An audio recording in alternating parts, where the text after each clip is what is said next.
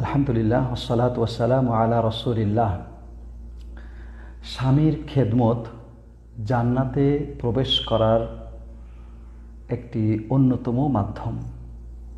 অর্থাৎ একজন ঈমানদার রমণী যদি তার ঈমানদার স্বামীর খেদমত করে, তাহলে এই খেদমত তাকে জান্নাতে নিয়ে যাবে।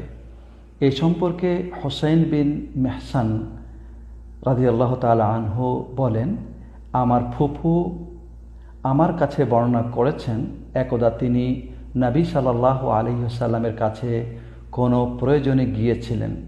প্রয়োজন শেষ হলে নবী সাল্লাল্লাহু আলাইহি ওয়াসাল্লাম তাকে জিজ্ঞেস করলেন, আযাতু যাওজিন আনতি? ক্বালাত নাম। ক্বালা কাইফা আনতি লাহু? ক্বালাত মা আলুহু ইল্লা মা আজিজতু আনহু। ক্বালা ফানজুরি আইনা আনতি মিনহু ফাইন্নামা হুয়া জান্নাতুকি ওয়া নারুকি। তোমার কি স্বামী আছে? তিনি বললেন যে হ্যাঁ।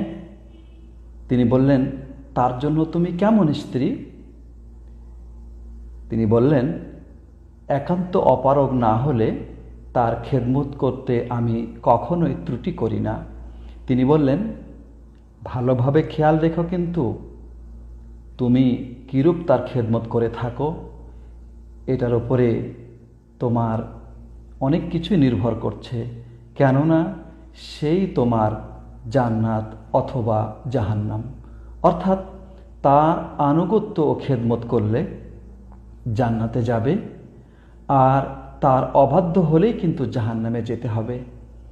আল্লামা নাসিরউদ্দিন আলবানী বলেন, এই হাদিস থেকে সুস্পষ্টভাবে এ দলিল পাওয়া যায়, স্বামীর আনুগত্য করা স্ত্রীর উপর ওয়াজিব এবং সাধ্যের মধ্যে তার খেদমত করাও তার উপরে আবশ্যক।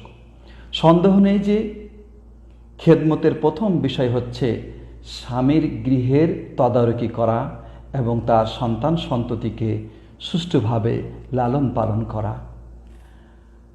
এভাবে যদি একজন নারী তার স্বামীর মন জয় করতে পারে এবং এভাবেই সে দুনিয়া থেকে বিদায় নিতে পারে, তাহলে তার জন্য জান্নাত অবধারিত।